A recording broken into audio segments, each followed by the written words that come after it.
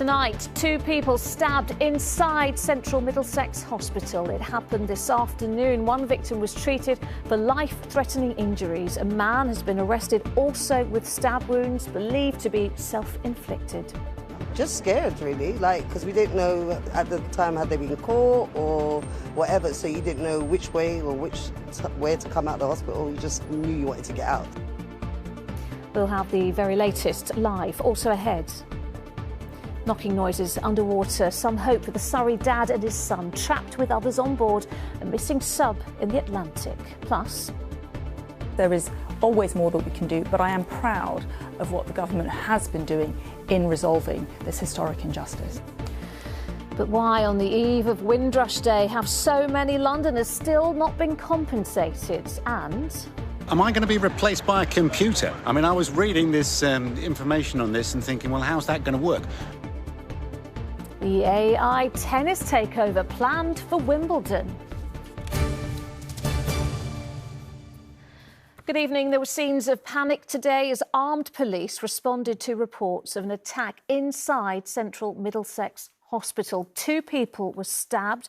One has life-threatening injuries. Officers arrested a man who is now himself being treated for injuries believed to be self-inflicted. Well, Helen Keenan is outside the hospital in North London this evening. Helen, police say this is not being treated as terror-related, but what more do we know about what happened?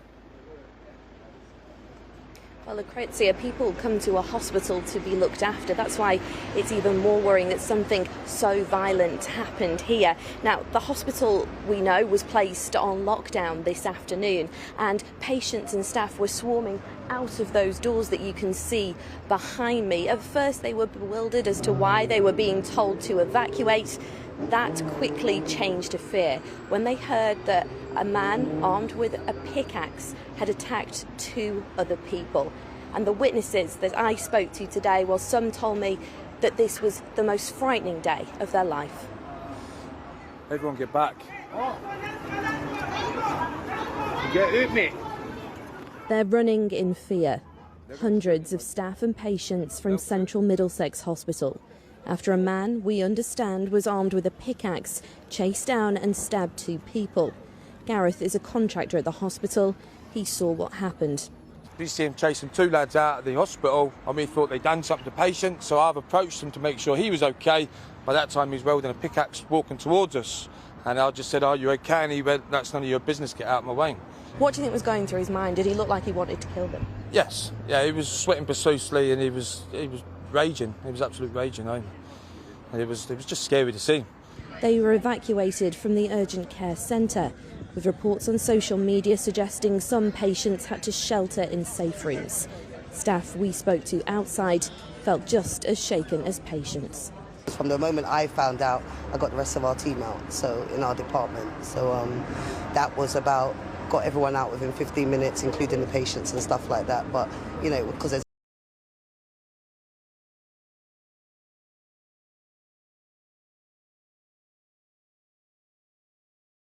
arrived within minutes, although terror as a motive has now been ruled out. It's thought this may have been the result of a personal dispute. One of the victims has life-threatening injuries. A second was also hurt in the attack. Another man arrested outside the hospital is receiving treatment for what is thought to be self-inflicted injuries, also thought to be life-threatening.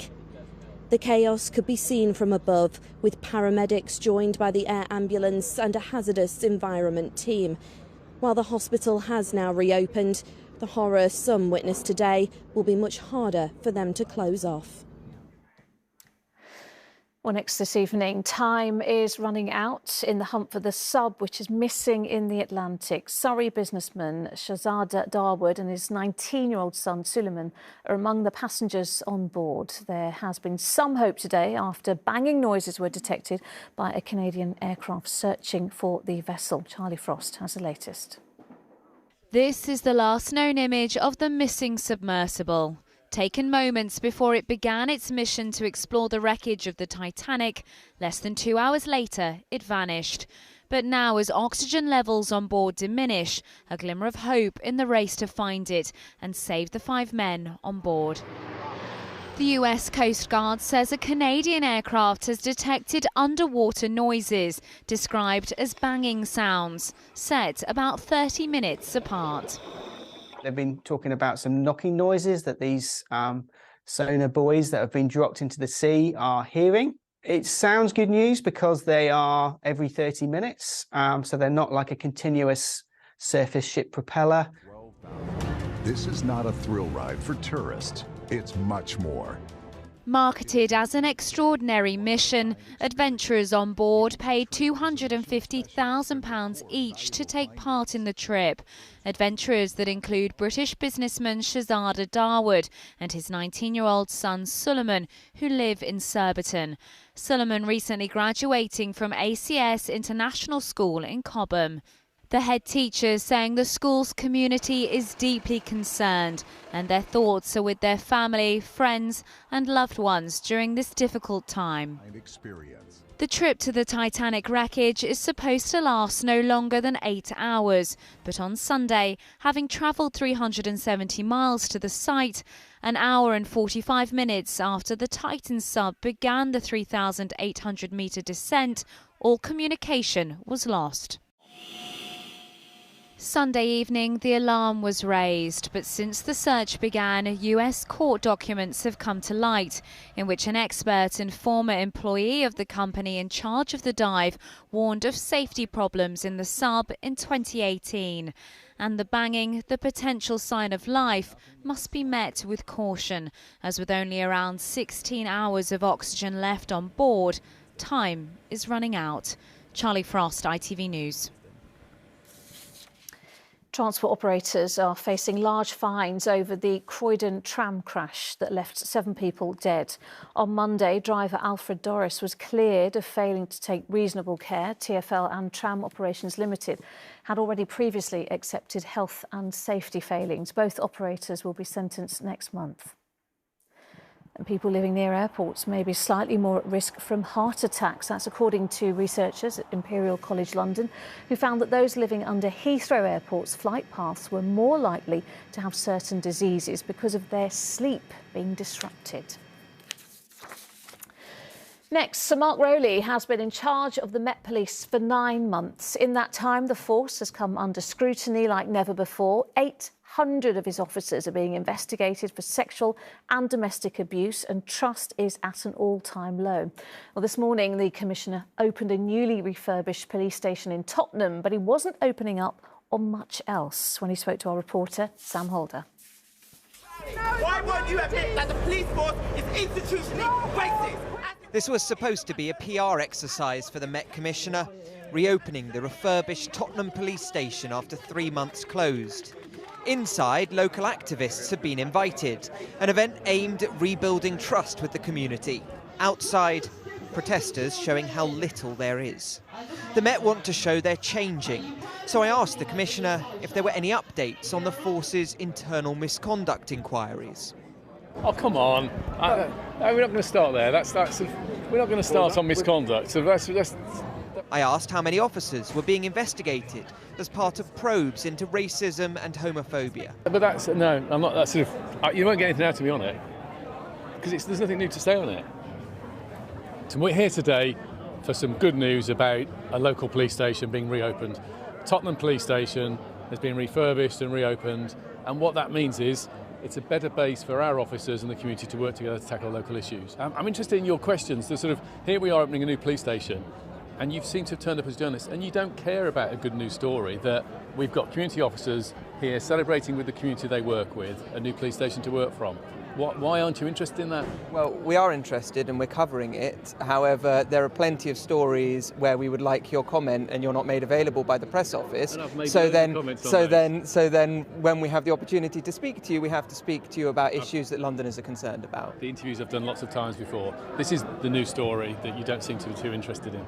Some of those issues that matter to Londoners are the quality of police officers and policing, and it's still not clear how many officers are being investigated for homophobia and racism, which have been brought up in various reports about the Met. We don't have any answers on that in terms of numbers. So I think these are all very legitimate questions, and I'm surprised as the Commissioner that you're unwilling to answer some of them. I've answered your questions. Listen, today's about celebrating. We're opening a new local police station, refurbished local police station in Tottenham, and we're celebrating that with local community, and that's a good news story. Thank you. Can I go to my office, yeah? Here is what the refurbished interior looks like. One of those invited was youth mentor Hesketh Benoit. Has he seen an improvement under the new commissioner? I'm not even sure how long it's been. I'm not seeing that dramatic change. Not hearing about it. I'm not hearing about it on the actual ground. And they're not coming back with great reports at the moment and great changes. Officers here accept it will take a long time to rebuild trust. So not quite a good news story yet for the Met. Sam Holder, ITV News. Still to come on the programme. The warm-up to Wimbledon. We're at Queen's, where British #1 Cam Norrie is through to the quarter-finals, and I swear toward the Queen with all my strength. the hidden gems of Game of Thrones made by a Kentish town jeweller.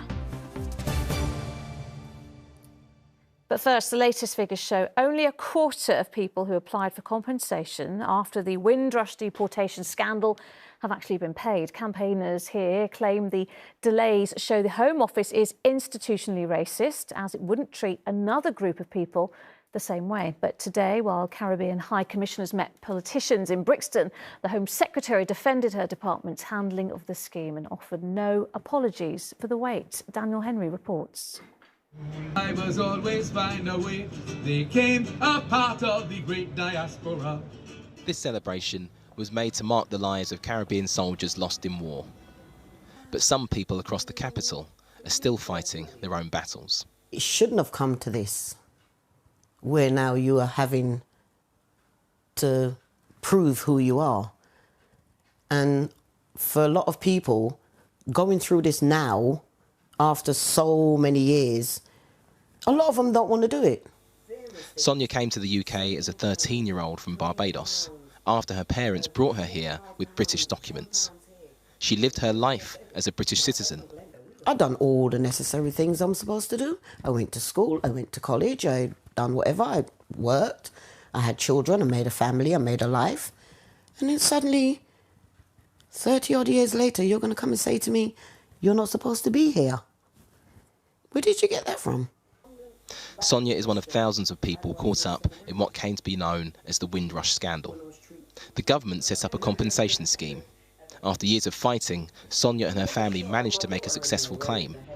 Many of those coming ashore were wives and children of men already working here. But that doesn't mean she'll be in the mood to celebrate the arrival of the HMT Empire Windrush, 75 years after it carried some of the first Caribbean families to the UK. The scandal's put a downer on it. I mean, how are you supposed to really celebrate when you've got this going on? How? ITV News asked the Home Secretary if she would apologise. Her response? Well, what I would say is that actually we have simplified the application process. We've made big changes to the claim form, for example, to make it simpler and easier to use. Yes, there is always more that we can do, but I am proud of what the government has been doing in resolving this historic injustice. £62 million has been paid out in compensation so far, but campaigners say there are still big problems at the Home Office. Why are they running their own scheme and marking their own homework? But then I thought, well, they've got it.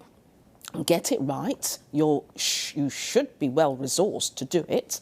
But they've not proven the case at all. And I think the time has come now for it to be taken away from the Home Office and for there to be an inquiry. I went through so much just to get this piece of paper. Sonia is trying to move on with her life now. But many affected by this scandal are still struggling to make that happen. And tomorrow's celebrations won't change that. Daniel Henry, ITV News.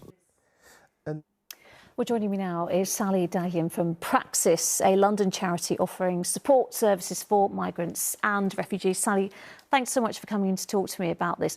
Let's just focus on those latest figures. Only a quarter of the people who have applied for compensation have actually been paid. That means thousands still haven't received a penny, and that includes many, many Londoners.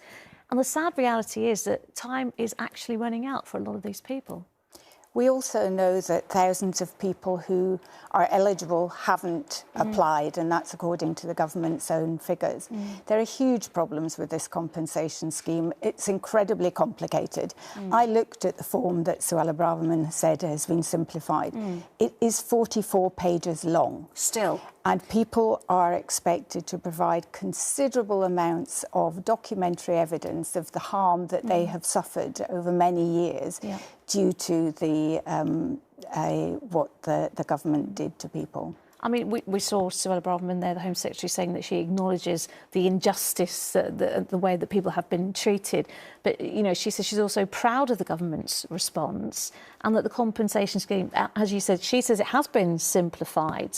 But you're saying, you work with people who are trying to make those claims and you're saying this isn't the case at all. Well, I don't know how the compensation form itself has changed, but at 44 pages, I can certainly say that it is very complicated. And I know that some research was done and some estimates that for a lawyer to complete that form and find all the evidence that's required, much of which doesn't exist, it takes on average 40 hours. But most people do not have any legal representative to help them. Or legal training as well. I mean, we saw as well from one of the from a lawyer actually there in Daniel's piece saying, you know, what about take it out of the hands of the Home Office then? Would that be a solution, do you think? Or would that possibly slow things up even more? Well, I think it would certainly be an improvement. I think it's very difficult that the organisation, the government, which itself created the problems, pushed people into really difficult situations. Remember, people lost their homes, they lost their livelihoods. We're still seeing people on a daily basis who've been homeless for years, you know, for over a decade in some cases. They've got serious health problems and they're still struggling to right the wrongs, let alone apply for compensation. Yeah, well, Sally Duggan, clearly lots of problems still there existing. Thank you very much for talking to me this evening. Thank you. Thank you. Well, next tonight, is it game, set, our match for tennis commentary? As we know it, the Lawn Tennis Association are going to be using AI technology on their online video highlights this summer. That has surprised many watching the tennis at Queen's today. To use one well-known commentator's slogan, "You cannot be serious." Rags Martel reports. Thank you so much. With Andy Murray out, good luck today, Cam. The expectation on the British #1 only rises. While Cameron Norrie gets ready for his match, there's a new worry here that behind the scenes, computers could be taking over. So here we are, second round match. Wimbledon says it will use artificial intelligence on some commentary at this year's championships. Former British #1 Andrew Castle has been commentating for the BBC for 20 years. Am I going to be replaced by a computer? I mean, I was reading this information on this and thinking, well, how's that going to work? You lose the human flavour.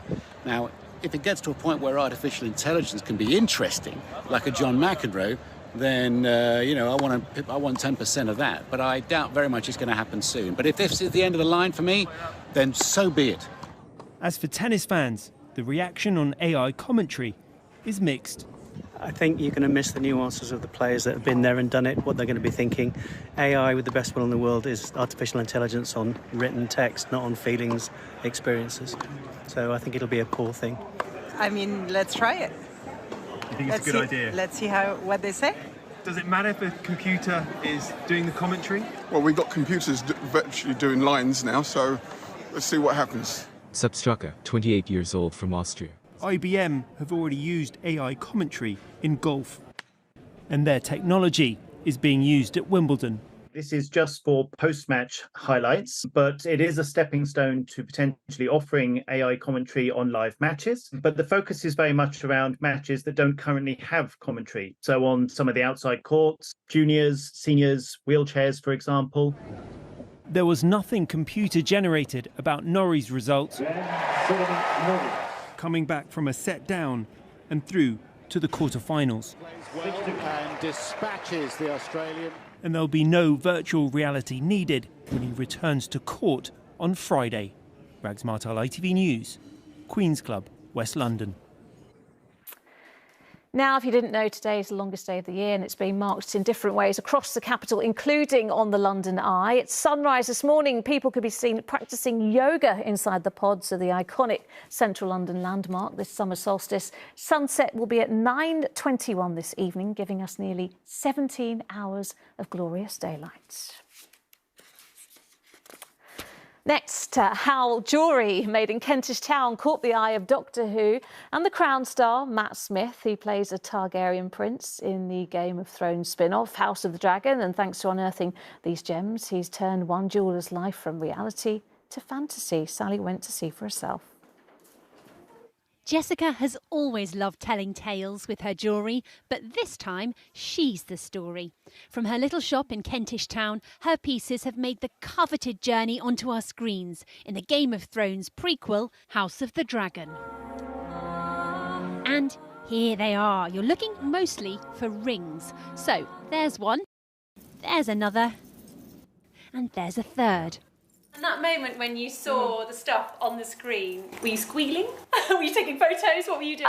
Every time I saw it, I said to my husband, Nathan, I was like, stop! And I was taking photographs, obviously, because I'd held back from talking about it for so long. So how does this kind of thing happen? Well, for Jessica, it was all thanks to this man, Matt Smith.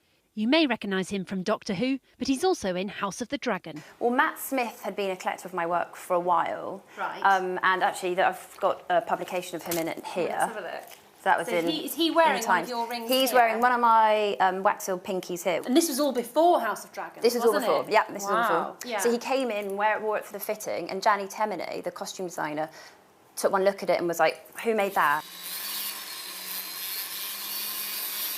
Jessica makes a lot of her jewellery in her workshop, and her signature style is a letter seal. Got little footprints of my daughter, illustrations of my father, his little Super Ted. Super Ted, that's a blast from the past. Each piece certainly does have its own story. Did it feel like it was meant to be? Yeah, it did actually. It came when we were going through quite a hard time actually trying for a baby. So it was that like amazing silver lining of what this could be. Jessica now has 2 children, and this other throwback, a colour-changing mood ring, was designed for her daughter. Apparently green for serene and blue for joy. So joyful now. That is what my jewellery brings you. Such joy. I'm usually laughing. Serene, I'm not sure anyone would say I'm serene. I can't say I feel that serene right now, but anyway. Yeah, the me in your face. Jessica now has a House of the Dragon collection. The show has given this London business a whole new audience and a good tale to tell. Oh, Sally, I love the jewellery. Yeah. So do you, don't you? You've got something to say, haven't you? Oh, Lucrezia. So I came back to the office afterwards and I was just having my lunch and I looked down my hand. Oops. I nearly fell off my chair. I'd nicked her ring. I mean, look, it happens. I've still got it. I've got to get it back to her at some point. And it's got a bit more green now. Apparently I'm meant to be feeling a bit calm. I don't feel calm. Look at me. I don't feel calm. It's very, very pretty. It's on loan, let's say. Yeah, on loan, exactly. Went very, very dark when I dried my hair earlier. Anyway, but this isn't very calm, but to make me feel calm, yes, I've got some gorgeous animal photos. I saw these earlier and I thought we've got to enjoy them. Look, those are baby squirrels. Where are they? Red squirrels as well? They're gorgeous. I think they just maybe it's the sunbathed. light. They're great. And then aren't they just adorable? Look at this bunny. Oh, he's so chilled in the sun, isn't he? And finally, a love story. Look at this. Mother and baby woodpecker. I'm sorry, was that too much? No. I feel better already. Right. I love it. I love it all. Here's the weather. ITV London weekday weather is sponsored by Octopus Electric Vehicles. Car, charger and energy. Hello again. I hope you had a lovely day. We've got some nice sunny spells around again tomorrow. Isolated showers, but few and far between. And as we go through the week, it is getting warmer and more humid once again. Let's take a little look at the pressure chart. So you can see that we've got high pressure building, bringing in some warmer air. It's going to turn a little bit hazier as we go through the weekend, and on Sunday this cold front moves in, which could bring some showers later on Sunday. We'll keep an eye on that, but it's also going to bring some fresher air as we move into Monday, so a bit of a change coming by the start of next week.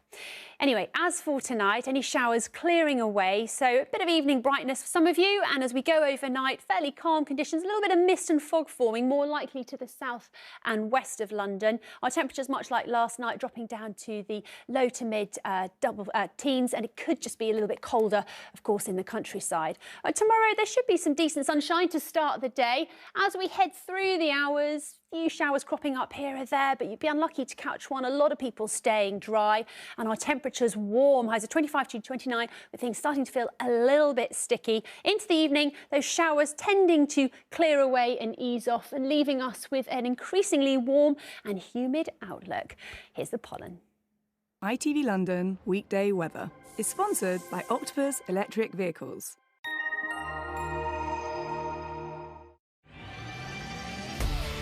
Hello, summer.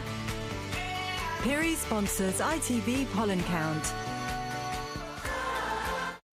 No let up on the pollen, I'm afraid. We've got grass pollen, dock and nettle, the main contributors. And of course, those levels are very high as we go through the next few days with the fine weather. That's your forecast for now. And finally, the centre of Berlin has been shut while Team GB cyclists take part in the Special Olympics. The Games are for athletes with intellectual disabilities. We have 7 cyclists taking part, including Dom Schuf from Woking. Well, Catherine Walker spent the day with the team. The next 3 riders. Against the backdrop of Brandenburg Gate, it's time for Niall to put his training into action. It's an honour, and I'm really proud as well. And the training's been going superb. Next up, Ben Fye got the opportunity to cycle by Berlin's iconic landmarks. Go TV! Go TV! Cheered on by his fans. I'm feeling great, and then also. Absolutely brilliant. Niall and Ben Fye are part of a 7-strong team representing Great Britain in cycling. It makes you smile, it makes you cry, because they are so lovely. They're just such careful and considerate people. And then on the track, they've been amazing. They've been really dedicated and on fire. And there's no one more dedicated than Dom from Woking. Watching in the stands, he's eager for his turn on the track.